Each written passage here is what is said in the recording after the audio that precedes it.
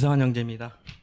오늘 저와 나누실 말씀은요, 로마서 8장 1절부터 11절까지인데요. 다 같이 한 목소리로 읽도록 하겠습니다.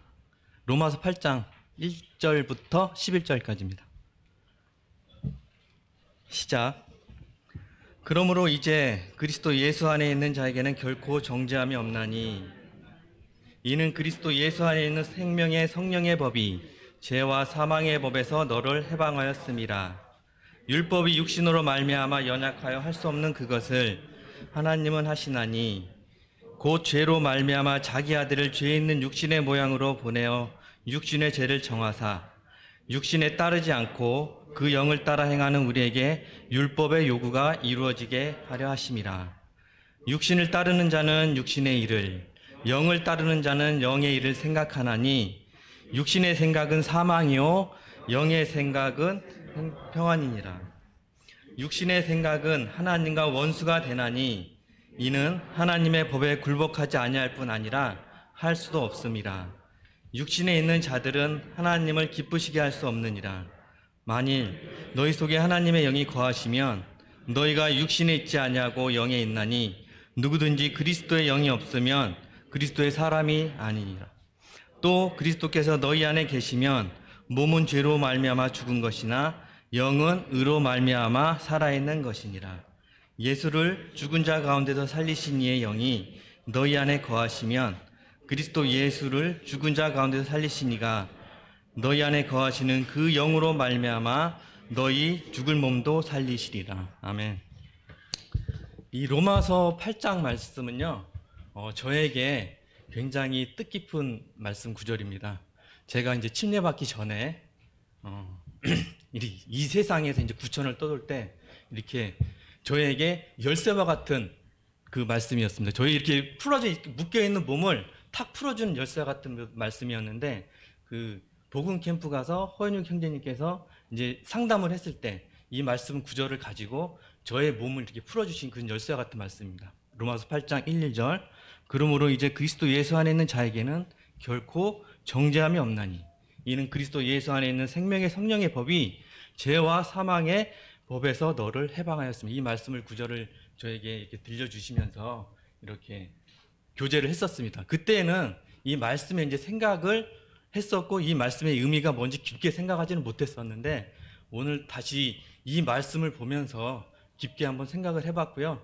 이 말씀을 나누시면서 또 제가 이제 성도님들에게 중간중간에 요구하는 게 있으면 그거를 생각하셔서 들어주셨으면 좋겠습니다. 자, 그럼 1절 시작하겠습니다. 그러므로 이제 그리스도 예수 안에 있는 자에게는 결코 정죄함이 없다고 말씀을 하셨습니다. 그러므로 이렇게 나오면 저희가 이제 로마서 앞에 있는 내용을 생각할 수가 있겠는데, 여기서는 7장 앞구절을 살펴보아도 이제 크게 무리가 없을 것 같은 생각이 듭니다. 이 7장 앞구절에는 성화의 삶의 내적인 갈등에 대해서 나와 있습니다. 근데 성화의 삶을 생각하지도 않는 사람들은 갈등도 없어요. 그냥 이 세상 안에서 평안하지만, 우리가 성화의 삶을 살려고 하면 살려고 할수록 이런 갈등이 많이 생기는데, 왜냐하면 우리가 구원을 받으면 성령님이 저희 몸에 이제 들어오십니다. 성령님이 내 속에 오시지만 이 내 속에 있는 내 몸에는 그 전에 있는 죄의 본성, 죄의 습성이 그대로 같이 있습니다. 성령님과 함께. 우리가 사람의 몸을 세 가지로 하면 영과 혼과 육, 이렇게 세 가지로 나눌 수 있고요. 두 개로 하면 영과 육으로 나눌 수 있는데, 영은 성령님이 오시면 성령님이 거하시는 처소가 되고요. 혼과 육은 계속 살아왔던 죄의 본성, 죄의 습성들이 있는 그 죄의 옛 사람들이 계속 살고 있는 처소가 되고 있습니다. 두 개로 했을 때 이제 영과 육으로 할 수 있는데, 우리가 아담이 선악과를 따먹은 다음부터 우리 몸에는 태어날 때부터 죄의 몸을 가지고 태어납니다. 죄성을 가지고 태어나지만 우리가 태어나자마자 구원받는 사람은 없어요. 태어나자마자 구원받는 사람은 아무도 없습니다. 저는 모태신앙인데요 하는데, 그 모태신앙은 모태신앙이 아니고 모태요 신앙, 이렇게 알고 계시면 될 것 같아요.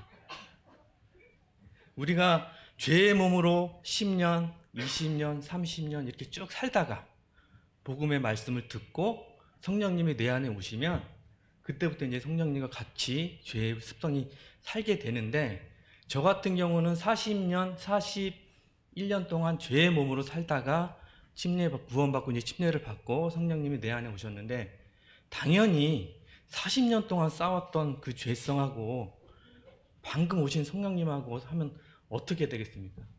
당연히 죄의 습성이 이깁니다. 싸우면 싸울수록 100점 100패. 우리는 바로 들어왔을 때부터는 성화의 삶을 살 수가 없어요. 근데 침례를 받고 나면 바로 성화의 삶을 살 수 있는 것처럼 막 생각을 하고 막 의욕이 넘치면서 성화의 삶을 살려고 하죠. 의욕이 넘쳐서.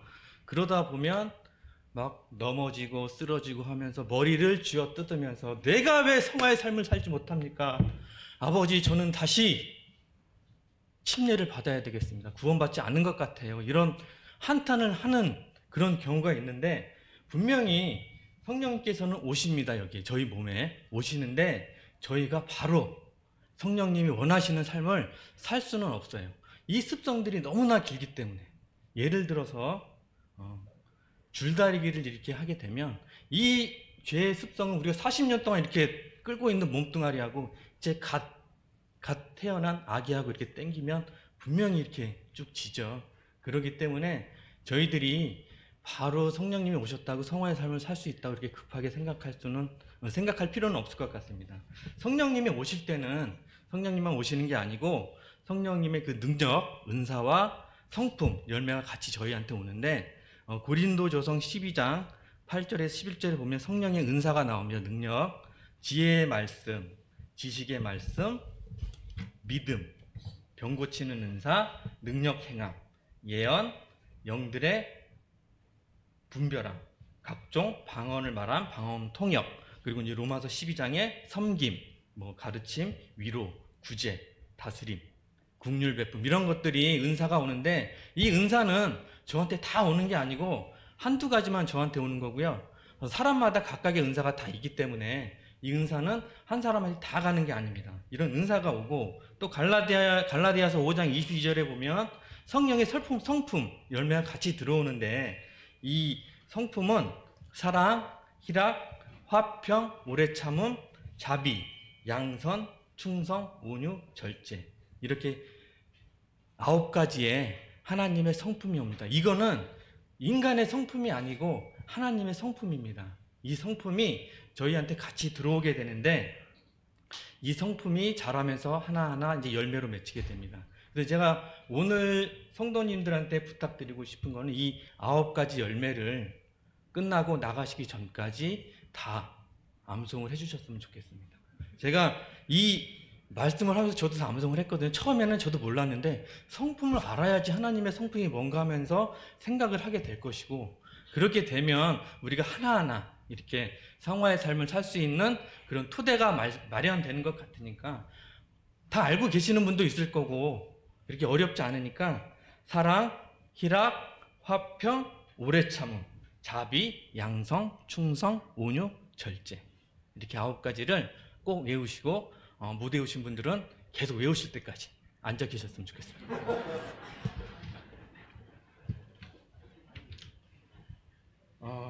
갈라디아서 5장 17절에 보면 육체의 소욕과 성령, 이들이 서로 대적한다고 나와 있습니다. 항상 싸웁니다. 가만히 있는 게 아니고, 죄는 너는 이거를 해라, 성령님도 가만히 계시는 게 아니고 너는 이거를 해라, 계속 싸우는데, 우리가 싸우면 싸울수록 계속 집니다. 처음에는 이길 수가 없죠. 그런 습성이 있기 때문에. 그렇기 때문에 백천백패, 싸우면 싸울수록 지기 때문에 사도 바울의 이제 탄식이 터지는 겁니다. 여기서 24절 고백이 나오는데, 오라 나는 공고한 사람이로다. 이 사망의 몸에서 누가 나를 건져내랴. 이 공고하다는 게 이제 처지가 딱하다는 건데, 세 번역에는 이제 비천하다고 나와 있습니다. 이렇게 조용조용 얘기하면 안 되겠죠. 이렇게 공고하다. 오라 나는 비천한 사람이다. 누가 나를 건져냈고. 이렇게 비천한 마음을 진짜 이렇게 끌어내면서 고민을 했을 때, 우리는 아무리 생각을 해봐도 생각나는 게 없어요. 나의 비천함아, 누가 나를 사망의 몸에서 누가 나를 건져냈고, 생각을 해봐도 아무 생각이 안 나지만 그때 딱 한 분 생각납니다. 예수 그리스도. 예수 그리스도가 생각이 나면서 25절 우리 주 예수 그리스도로 말미암아 감사하리로다. 이렇게 감사하는 마음이 나옵니다. 저희가 마음으로는 속사람의 법을 따르지만 육신으로는 죄의 법을 섬깁니다. 그렇지만 이 예수 그리스도로 말미암아 하나님께 감사합니다. 이렇게 고백할 수 있는 저희들이 됐으면 좋겠습니다. 그러면 육체의 소욕을 이길 수 있는 방법은 무엇이 있을까? 육체의 소욕을 이길 수 있는 방법은 저희들이 처음에는 싸우면 싸울수록 계속 집니다. 이렇게. 그렇지만 성령님이 좋아하시는 일, 성령님이 원하시는 일을 하게 되면 그 부분에 대해서 계속 힘이 커지기 때문에 육체의 소욕에 대해서 저희들이 하나하나 이길 수가 있습니다. 기도 시간을 늘리고 말씀 시간을 늘리고 또 복음도 전하고 찬양도 열심히 하고 또 아까 능력을 은사 주셨잖아요. 그 은사대로 또 행하고 열매를 하나씩 맺다 보면 우리 안에 성령의 힘이 붙으면서 죄의 본성을 하나씩 누려가게 됩니다. 처음에는 10번 싸우면 10번 다 지고 늘어갈수록 9번 지고 1번 이기고 8번 지고 2번 이기고 7번 지고 3번 이기고 6번 지고 4번 이기고 5번 지고 5번 이제 딱 똑같아지잖아요. 그러면 이제 마귀도 이제 땀 닦기 시작하는 거죠. 얘가 만만치 않네. 그러면서 더 강력하게 마귀가 이제 역사를 하시는데 그럴수록 우리는 성령의 은사와 성령이 주시는 성품을 가지고 우리도 더 강력하게 근육을 키워나가게 되면 앞으로 하나씩 성령의 힘이 우리가 마귀를 더 이길 수 있는 그런 계기가 되겠습니다. 하지만 이 삶은 죽을 때까지 가는 겁니다. 저희들이 뭐 오늘 딱 끝나는 게 아니고 죽을 때까지 가는데 우리가 성화의 삶을 100% 살 수는 없어. 이 죄의 몸이 있기 때문에 둘이 같이 있는 한은 100% 성화의 삶을 살 수 없습니다. 그렇지만 거의 성화의 삶 속으로 갈 수 있는 그런 삶을 우리가 살 수 있습니다. 죄의 몸이 있기 때문에 100%는 살 수 없지만 우리는 성화의 삶을 살 수 있도록 계속 키워나가고 또 이렇게 넘어지면 예수님께 가서 기도하고 회개하고 이런 식으로 이제 살아가면 될 것 같습니다. 그리고 이 성화의 삶이 급하게 사라지는 건 아닙니다.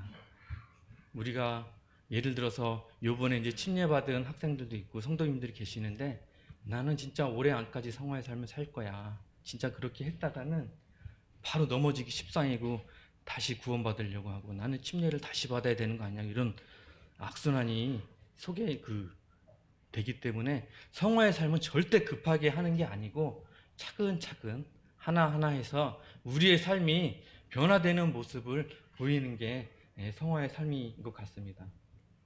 우리 온 끝까지 죽을 때까지 살아가면서 숙제처럼 하루아침에 사는 것이 아니기 때문에 차근차근 이렇게 살아가는 것이 좋을 것 같습니다. 성령님이 아까 우리 몸에 오시면 9가지 능력과 또 이제 성품이 같이 온다고 얘기했잖아요. 그렇게 성령님께서 주시는 능력, 성품을 우리가 바로 순종을 하게 되면 다시 한번 해볼까요? 우리 열매, 사랑, 희락, 화평, 오래 참음, 자비, 양성, 충성, 온유, 절제. 이거를 저희가 바로 순종할 때 이 성품이 하나하나 우리한테 이제 열매로 나타나게 될 것입니다.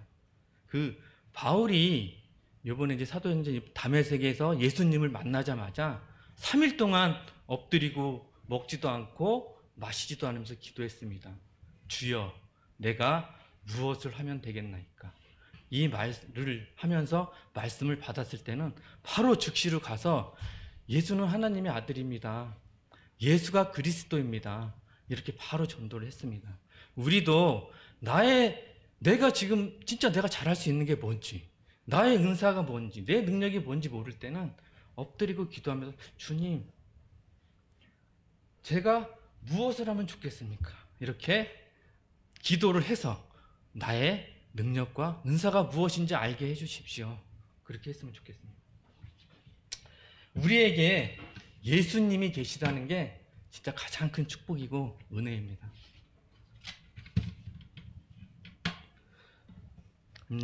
이제 그리스도 예수 안에 있는 자에게는 결코 정죄함이 없나니.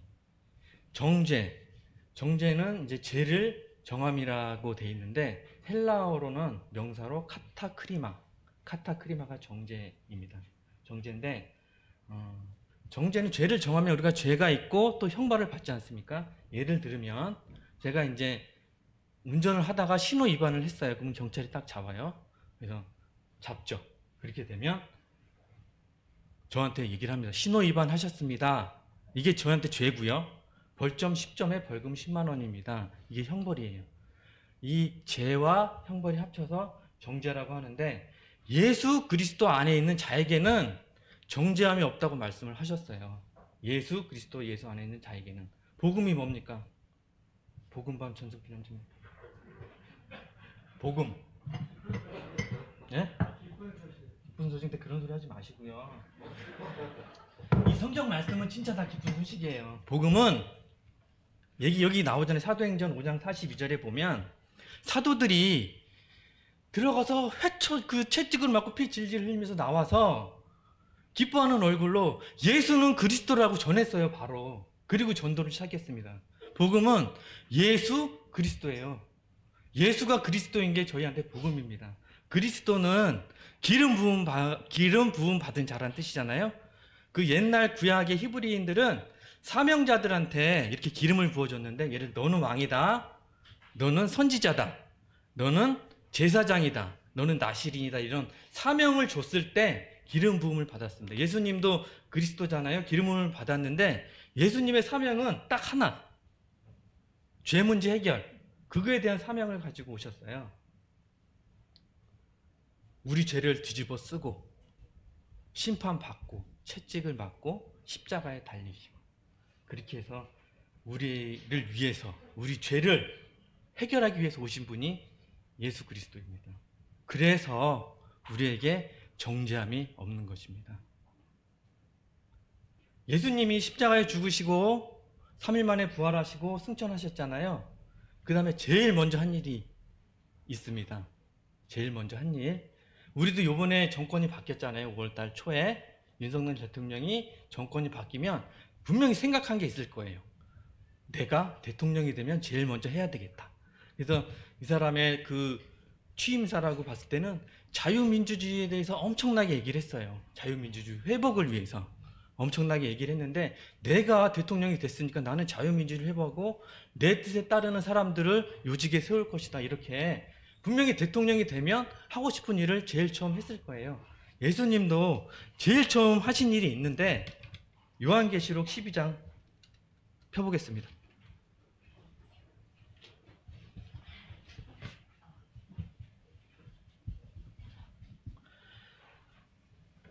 요한계시록 12장 5절에 보면, 여자가 아들을 낳으니 이는 장차 철장으로 만국을 다스릴 남자라. 그 아이를 하나님 앞과 그 보좌 앞으로 올려가더라. 여자가 이 아들이 예수님이죠. 예수님이 탄생을 하셨고 그 아이가 하나님 앞 보좌 앞으로 올라가더라. 승천을 하셨습니다. 이 한 구절에 예수님의 탄생과 죽으심과 공생애 이거 다 들어있는 구절이 이 한 구절로 딱 나와 있는데, 그 하나님 앞에 이제 승천하셔서 올라가셨습니다. 그 하신 일이, 처음에 이제 하신 일이 7절 보시면, 하늘에 전쟁이 있으니 미갈과 그 사자들이 용과 더불어 싸울세 용과 그의 사자들도 싸우나, 8절 이기지 못하여 다시 하늘에서 그들이 있을 곳을 얻지 못한지라. 다시 하늘에서 있을 곳을 얻지 못하고 쫓겨났어요.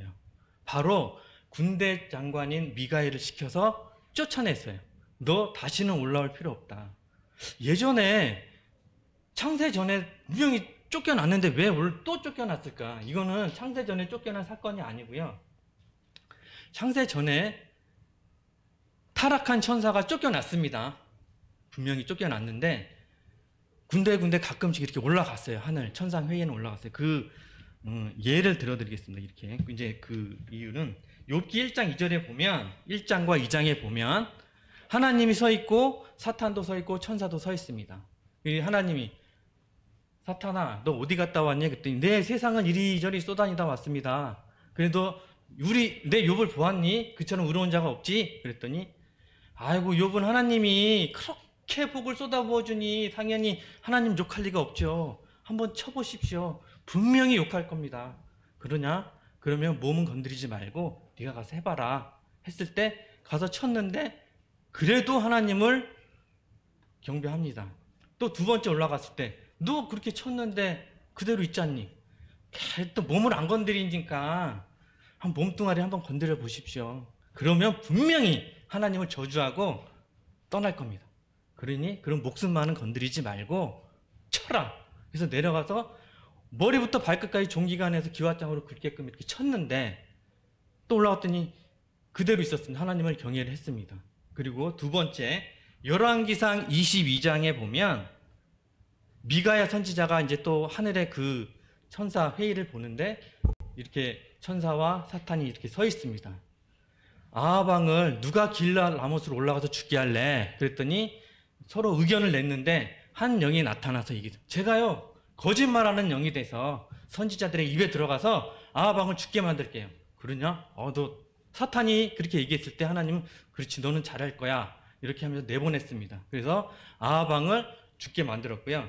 세 번째 스가랴 3장 1절에 보면 스가랴 선지자도 이 천상 회의를 받습니다. 사탄이 대제사장 여호수아를 계속 참소합니다. 이 사람 저기 더러워졌습니다. 계속하면서 고발을 하는데 하나님이 사탄을 책망하는 내용이 나옵니다. 이렇게 봤을 때 요압은 창세기 이렇게 초기예요. 족장 시대. 그리고 열왕기상 아합 왕은 딱 창세기 그 구약 중간. 스가랴는 포로 이후 구약 말기. 그래서 이걸 봤습니다. 보면 구약 전 시대에 걸쳐서 사탄은 내려와서 사람을 꿰고 올라가서 고발하고 이 일을 계속했습니다. 그 요한계시록 12장 9절에 보면 온 천하를 꾀하는 자라고 나와 있습니다. 사탄이 온 천하를 꾀하는 자 이렇게 내려가서 꿰고 고발하고 이렇게 고발을 했었는데 이 예수님께서 우리 죄를 위해서 심판을 받고 저희 죄를 다 깨끗이 없앴잖아요. 그 다음부터는 사탄이 올라갈 필요가 없기 때문에 하나님께서는 얘가 얘를 꿰고 왔을 때 분명히 올라가서 하나님 얘가 무슨 일을 했습니다 이렇게 올라갈 필요가 없습니다. 예수님께서 우리의 죄를 다 가지고 가셨기 때문에.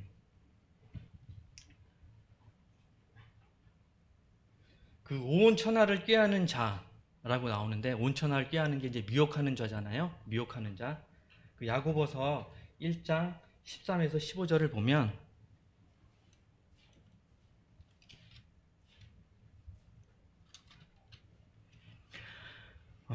사람이 시험을 받을 때에 내가 하나님께 시험 받는다 하지 말지니 하나님은 악에게 시험을 받지도 아니하시고 친히 아무도 시험하지 아니하시니라.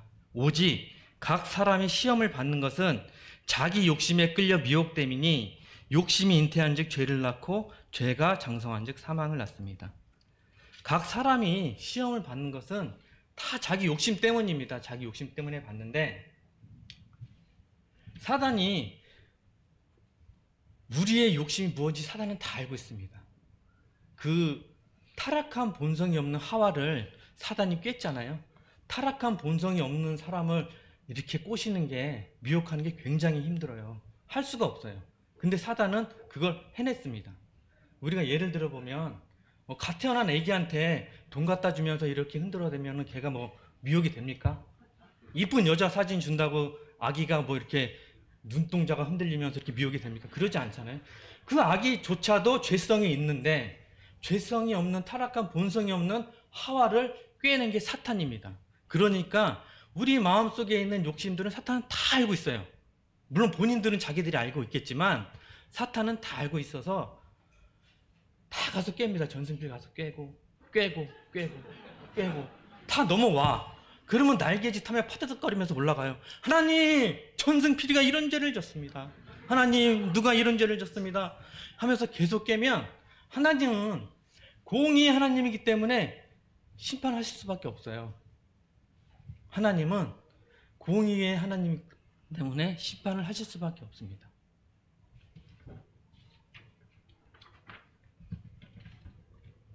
그런데 우리는 죄 짓고 여기서 보면 계시록 10장 10절에 보면 우리 하나님 앞에서 밤낮 참소하던 자들이 쫓겨난다. 우리는 밤에는 자잖아요. 근데 이 사단은 밤낮으로 가서 참소를 해요. 우리는 자고 있을 때도 참소를 합니다.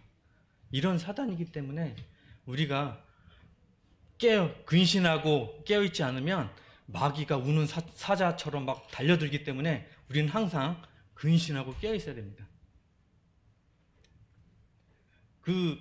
얼마 전에 사무엘하 읽었잖아요. 사무엘하 12장 14절에 보면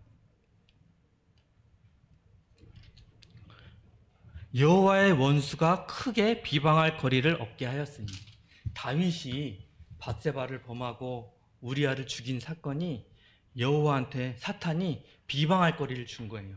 물론 다윗도 사탄의 음성에 속아서 이제 넘어갔죠. 꾀임에. 그래서 죄를 졌는데 여호와의 원수가 크게 비방할 거리를 만들어서 하나님한테 올라갔어요. 하나님, 다윗이 이런 죄를 졌습니다. 계속 참소를 고발을 하니까 하나님은 다윗을 징계할 수밖에 없습니다. 그 징계가 칼이 내 집에서 영원토록 떠나지 아니하리라. 이 징계를 받고 계속 죽을 때까지 진짜 다윗의 집에는 칼이 떠나지 않았습니다. 다윗이 얘기를 했어요. 나단이 얘기했을 때 그놈은 쳐 죽이고 4배로 갚아라 그렇게 얘기했잖아요. 나단이 그게 너야 그렇게 얘기했을 때 하나님께서는 칼이 내 집에서 떠나지 않겠다고 얘기한 게 딱 그대로 나옵니다. 첫 번째로 아기가 태어난 자 이제 첫 번째로 아기가 죽었죠. 7일 만에.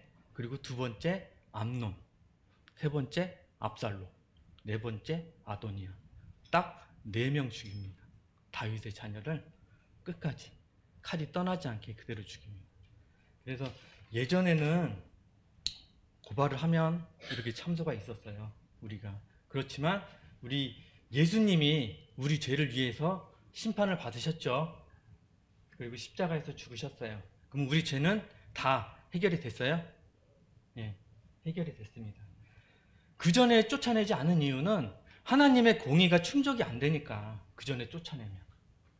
예수님께서 우리의 죄를 위해서 심판을 받고 또 십자가에서 죽으시고 우리의 죄를 다 대속하신 다음에는 그 다음에는 쫓아냅니다. 언제 올라와 봐야 소용없다. 내가 다 과거의 죄, 현재의 죄, 미래 다 용서했어. 올라올 필요 없어. 그러면 사단은 지금 우리를 깰까요? 안 깰까요? 지금. 꿰는 일은 지금도 해요. 계속 꿰지만 하늘에 올라가서 정죄는 하지 못해요. 예수님이 우리 죄를 다 대속하셨기 때문에. 그럼 어디 가서 정죄를 할까요? 양심. 우리 양심에 와서 이제 정죄를 하기 시작합니다. 야, 네가 그러고도 성도니? 야, 네가 그러고도 복음 받냐? 네가 그러고도 찬양다냐? 네가 그러고도 성도야? 계속 양심에 와서 잘려. 우리가 막 죄책감에 막 수그러들도록. 많이 늘리죠, 죄책감. 네, 많이 눌립니다. 계속 이렇게 죄책감을 늘리게 해서 아예 찬양 같은 경우는 찬양단을 떠나게 하든지, 찬양을 하더라도 힘없이 못해. 힘없이 그냥 찬양을 하다가, 말씀을 전하는 사람들은 말씀을 전할 때도 힘없이 전하게 계속 죄책감을 늘리는데, 8장 한번 1절 다 같이 읽어보겠습니다. 로마서 8장 1절. 그러므로 이제 그리스도 예수 안에 있는 자에게는 결코 정죄함이 없나니, 이 말씀을 온전히 깨달으면, 이 말씀이 우리 마음속에 온전히 있으면 죄책감에 눌릴 게 없어요. 왜냐하면 예수님이 우리 죄를 다 짊어지고 가셨는데 왜 네가 죄책감을 눌리냐.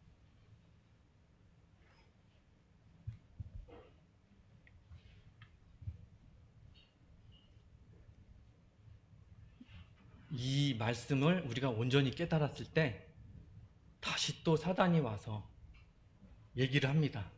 야, 네가 그러고도 성도야?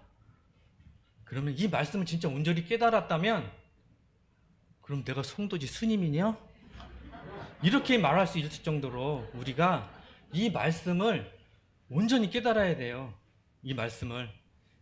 이게 진짜 뻔뻔한 게 아니고 양심적인 게 아니고 이게 바로 복음이에요. 복음. 이 말씀이 복음입니다. 우리한테. 우리가 진짜 회개를 한다면 하나님 앞에서만 가서 회개를 하면 돼요. 우리는 절대로 죄책감을 눌릴 필요가 없습니다.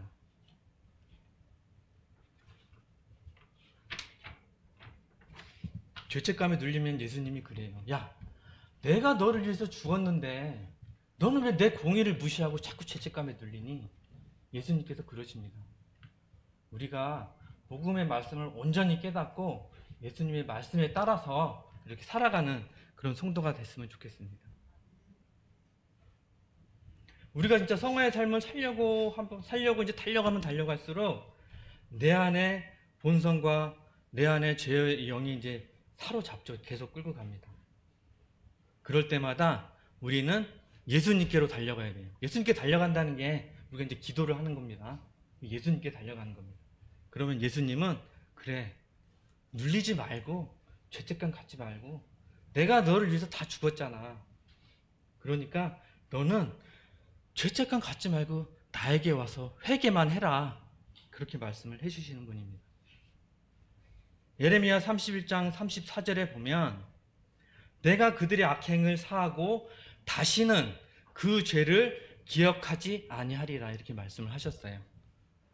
하나님이 기억을 안 하신다고 하면 하나님은 진짜 전지전능하신 분이기 때문에 다 잊어버려요. 기억을 안 합니다. 그렇기 때문에 우리는 회개는 예수님 앞에 가서만 회개를 하는 겁니다. 2절 읽겠습니다. 이는 그리스도 예수 안에 있는 생명의 성령의 법이 죄와 사망의 법에서 너를 해방하였음이라. 생명의 성령의 법은 복음이고요. 생명을 주시는 성령의 법, 죄와 사망의 법은 율법입니다. 율법. 이 율법을 조사해 봤더니 모세 오경이 율법서인데 율법이 총 613개가 있습니다.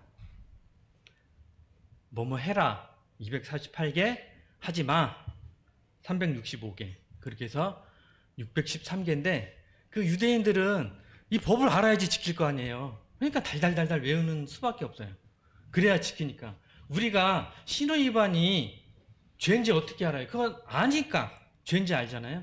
근데 유대인들이 이걸 달달달 외우는데 우리 이거 어떻게 다 외워? 율법을 못 외우지. 그래서 예수님께 그 하나님께서 십계명으로 주셨는데 십계명도 또 다 못 외우겠어. 그래서 또 줄여주셨다. 마가복음 22장 30절 40장. 첫 번째 너희 하나님을 사랑해라. 두 번째 내 이웃을 내 자신과 같이 사랑해라. 이게 딱 두 개를 줬는데도 이것마저 지킬 수 없는 게 우리 인간입니다. 이것마저도 지킬 수 없는 게 인간이에요. 근데 그 율법이 생명을 약속을 했어요. 레위기 18장 5절과 신명기 4장 1절에 보면 이걸 지키면 살게 해주겠다, 영원히 살게 해주겠다고 했어요. 그런데 우리가 내 본성이 죄성이 있고 약해서 우리는 율법을 지킬 수 없어요. 율법이 죄에 이르고 죄가 사망으로 나가는 게 우리의 삶입니다. 3절. 그러면 어떻게 해방을 시켰나? 3절. 율법이 육신으로 말미암아 연약하여 할 수 없는 그것을 하나님은 하시나니 곧 죄로 말미암아 자기 아들을 죄 있는 육신으로 보내어 육신의 죄를 정하사. 율법은 그것을 할 수 없대요. 그것이 의롭다 구원. 율법은 이것을 할 수 없어요. 우리가 연약하기 때문에. 그렇지만 하나님께서는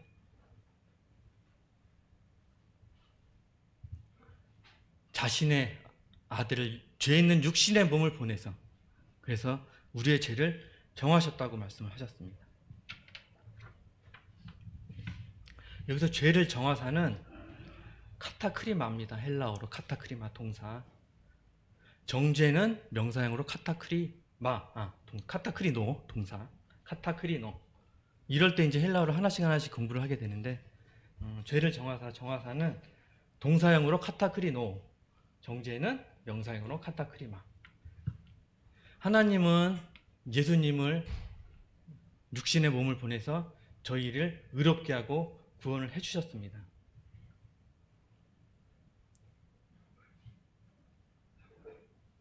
그렇기 때문에 우리가 진짜 성화의 삶을 살든 못 살든 우리는 무조건 달려가야 돼요. 예수님께로. 살면 성령의 또 열매를 주시고 잘했다 해주시고, 또 못 살면 괜찮다, 네가 더 잘해라, 이렇게 또 힘을 주시는 게 예수님이신 것 같습니다. 이렇게 해줄 분이 있다는 게 우리가 살아가면서 가장 큰 복입니다. 그쵸?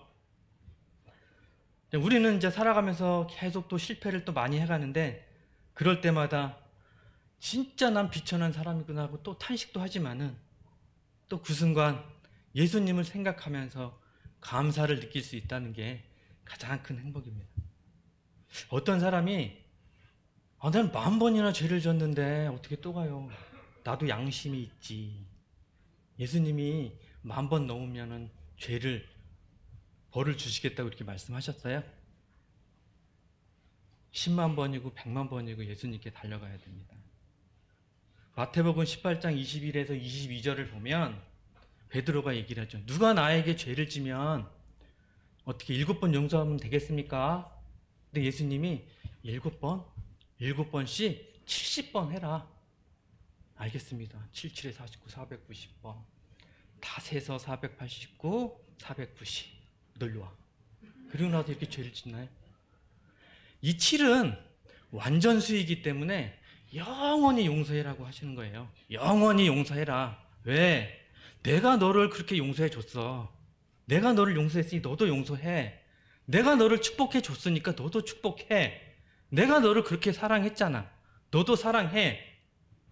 하나님은 내가 거룩하니 너희도 거룩하라고 그렇게 말씀하셨어요. 절대로 하지 않은 걸 우리한테 요구하지 않으십니다. 예수님은 다 하셨던 거를 저희한테 요구를 하시는 거예요.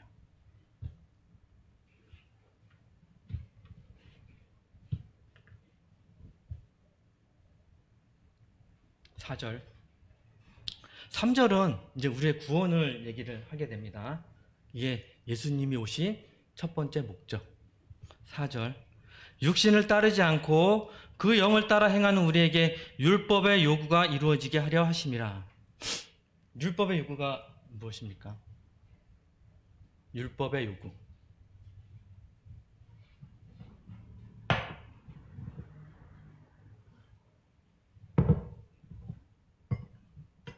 율법의 요구는 율법대로 살아라. 이게 율법의 요구입니다. 율법대로 살아라. 율법을 지켜라. 다른 말로 하면 성화의 삶을 살아라. 이게 율법의 요구입니다. 우리가 천국에 가면 심판을 받아요. 성도들도 상급의 심판을 받습니다. 고린도전서 3장 12에서 15절 한번 보겠습니다. 고린도전서 3장 12절에서 15절. 만일 누구든지 금이나 은이나 보석이나 나무나 풀이나 짚으로 이 터 위에 세우면 각 사람의 공적이 나타날 터인데 그날이 공적을 밝히리니 이는 불로 나타내고 그 불이 각 사람의 공적이 어떠한 것을 시험할 것임이라. 만일 누구든지 그 위에 세운 공적이 그대로 있으면 상을 받고 누구든지 그 공적이 불에 타면 해를 받으리니 그러나 자신은 구원을 받되 불 가운데서 받은 것 같으리라. 이 공적은 우리가 성화의 삶을 사는 것이 하늘에 이렇게 보석으로, 금으로, 은으로, 나무로, 짚으로 이렇게 이제 쌓는 것입니다. 나중에 분명히 그리스도의 심판을 받습니다. 우리는 오늘 사도행전에 보면 안디옥에서 처음으로 그리스도인이라고 이제 칭함을 받았어요. 우리가 그리스도인이라고. 그리스도인 맞습니까? 그리스도인이 기름 부음 받은 자라고 말씀하셨잖아요. 사명자. 그럼 우리는 무슨 사명자로 그리스도인이라고 칭하게 됐습니까? 하나님의 영광을 위해서 살아라. 이게 우리의 사명입니다. 하나님의 영광을 위해서 살아라. 성화의 삶을 살아라. 이게 우리의 사명입니다. 이 사명을 새겨서 가지고 이 사명대로 살아갈 수 있는 우리 서대문교회 성도님들이 되셨으면 좋겠습니다.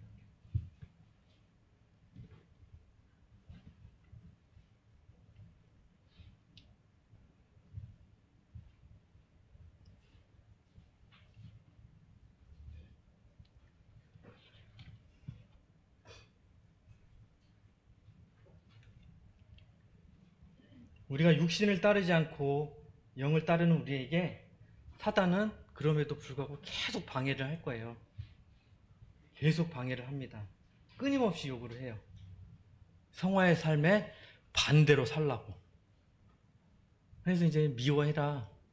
용서하지 말고 미워해라 그러면 우리 괜히 주는 거 없이 미운 사람 있잖아요. 그죠? 주는 것도 없는데 괜히 미워해. 그런 거를 봤을 때 우리에게 계속 미워해라 이런 것들이 다 사단의 음성이고 사랑해라 용서해라 이런 것들은 성령님의 음성이기 때문에 우리가 성령의 음성을 잘 따라서 이렇게 살아갔으면 좋겠습니다.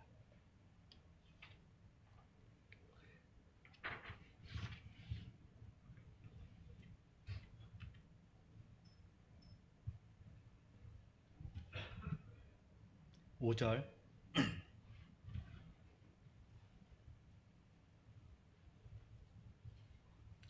육신을 따르는 자는 육신의 일을, 영을 따르는 자는 영의 일을 생각하나니. 이제 육신에 따르는 자는 육신의 일을 생각합니다. 여기서 생각하고가 이제 생각이 됐는데 우리가 육신을 따르는 자는 육신의 일을 생각합니다. 육신의 일은 이제 갈라디아서 5장 17에서 27절에 나오는데 뭐 미움, 분노, 음란 이런 것들이 다 육신의 생각입니다. 그 육신에 따르는 자는 육신의 일을 생각하는데 그 요한복음 13장 2절에 보면 가룟 유다가 나오죠. 마귀가 가룟 유다의 마음에 예수를 팔 생각을 넣었더라. 사도행전 5장 3절 아나니아와 삽비라 어찌하여 사탄이 내 마음에 가득하여 내가 성령을 속일 생각을 하였느냐. 이렇게 우리 생각을 다 지배를 합니다. 그 성령님도 우리 속에서 가만히 계시는 게 아니고 또 성령의 생각을 우리에게 줍니다. 요한복음 14장 26절을 보면 보혜사 곧 아버지께서 내 이름으로 보내실 성령 그가 너희에게 모든 것을 가르치고 내가 너희에게 말한 모든 것을 생각나게 하리라. 성령님도 생각을 주시고 사단도 생각을 줍니다. 또 내 생각도 있고 그렇기 때문에 이 머릿속은 온통 생각 천지예요. 근데 우리 생각은 거의 없지만 사단 생각 아니면 성령님 생각 이 두 가지가 막 온통 짬뽕이 되어 있는데 이걸 우리가 사단의 생각이 오면 또 없애야 되잖아요. 그죠?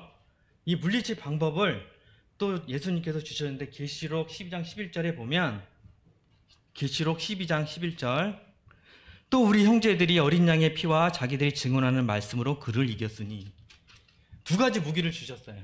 어린 양의 피 또 하나는 증언하는 말씀 이걸로 그들을 이겼다고 얘기했어요. 한 사람이 이긴 게 아니고 우리 형제들이 그러니까 한 사람이 이겼다면 아, 저 사람 믿음이 되게 좋은가 본데 그래서 생각할 수 있겠지만 모든 형제들이 이겼어요. 어린 양의 피와 증언하는 말씀으로. 어린 양의 피는 없잖아요 지금. 그러니까 그거는 믿음을 얘기하는 거고 증언하는 말씀은 복음. 이 두 가지 무기로 우리가 사단을 이겨야 되는데 그 전에 한 가지 더 방법을 얘기해주면 우리가 뭐 하다가 보면 뭐가 잠깐 잘못 들으면 머리를 한번 흔들어 주잖아요. 이렇게 흔들어요. 그러면 이게 툭툭 튀어나가요. 몰라요? 공부 안 해보셨어요? 공부하다 뭐가 잘못 들으면 이게 흔들잖아요. 첫 번째 사단을 없애는 방법 머리를 흔든다. 두 번째 그래도 안 떨어지면 어린 양의 피. 세 번째 증언하는 말씀. 이 세 가지를 가지고 우리가 사단의 생각이 들어왔을 때 물리치는 그런 성도들이 되면 좋겠습니다. 한번 흔들어 보세요, 머리를. 안 흔드시는 분들은 믿음이 없는 거예요.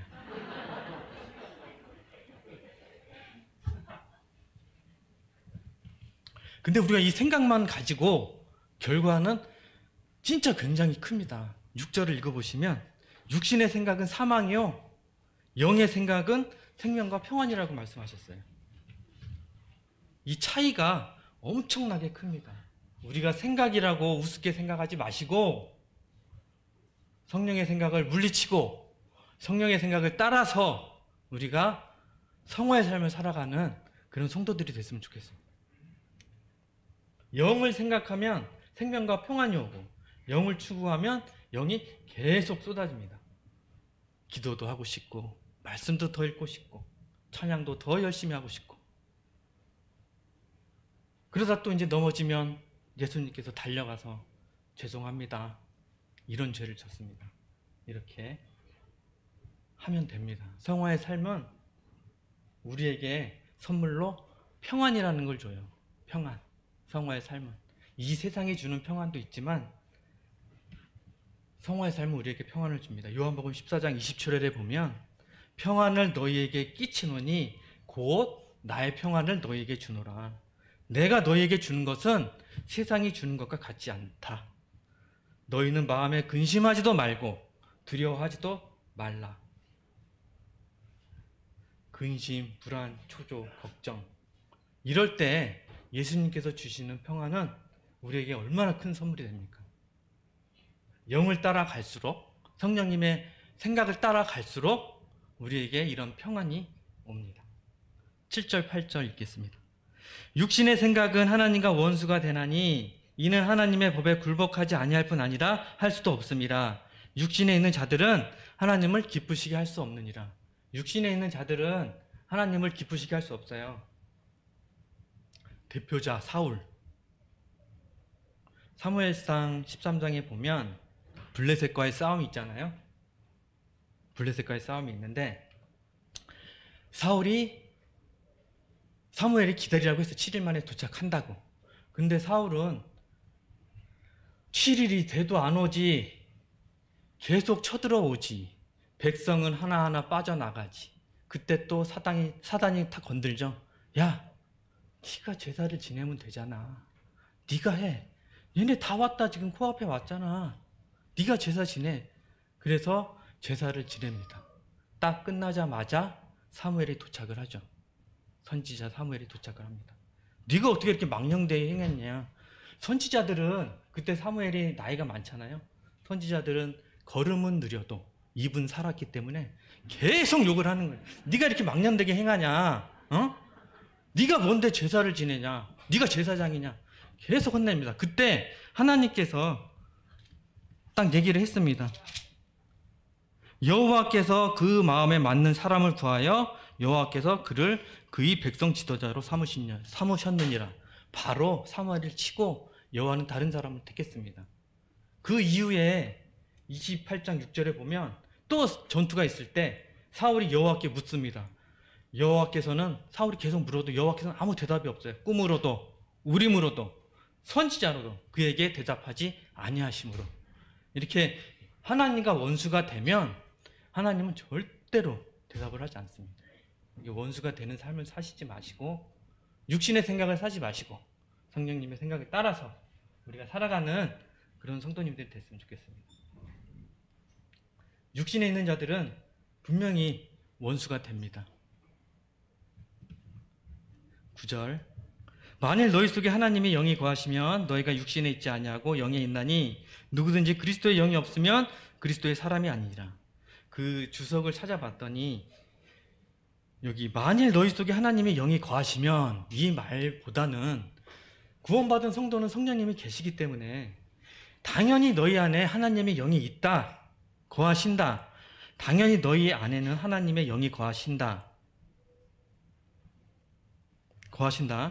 그렇기 때문에 너희는 육신에 있지 않고 영에 있다. 그렇지만 그리스도의 영이 없으면 그리스도의 사람이 아니라. 믿지 않는 사람들은 그리스도의 사람이 아닌 것입니다. 10장 11절 또 그리스도께서 너희 안에 계시면 몸은 죄로 말미암아 죽은 것이나 영은 의로 말미암아 살아있는 것이니라. 예수를 죽은 자 가운데 살리신 이의 영이 너희 안에 거하시면 그리스도 예수를 죽은 자 가운데 살리신 이가 너희 안에 거하시는 그 영으로 말미암아 너희 죽을 몸도 살리시리라. 여기에서 나오는 이제 몸은, 그 전에 이제 육신은 사르크라고 해서 저기 죄성 있는 육신이었는데, 여기에 몸은 순수 몸뚱이, 그 소마라고 합니다. 그리고 10절에 나오는, 우리가 이제 죽으면 몸은 죄로 말미암아 죽습니다. 다 흙으로 돌아가고, 영은, 여기에서 영은 성령님이 아니고 우리의 영혼은 하늘로 올라갑니다. 살아있는 것입니다. 그리고 11절에 마지막 부분 보면 예수님이 재림하실 때 너희 죽을 몸도 살리시리라. 이게 이제 미래형으로 나와 있는데, 나중에 예수님이 재림하시면 우리 죽을 몸도 이렇게 하늘로 올라가게 됩니다. 이게 몸의 구속이에요. 이때의 몸은 죄성이 하나도 없는 진짜 순수한 몸, 그 몸이 예수님이 재림하실 때 그때 이제 올라가게 됩니다. 기도하시고 말씀 마치겠습니다.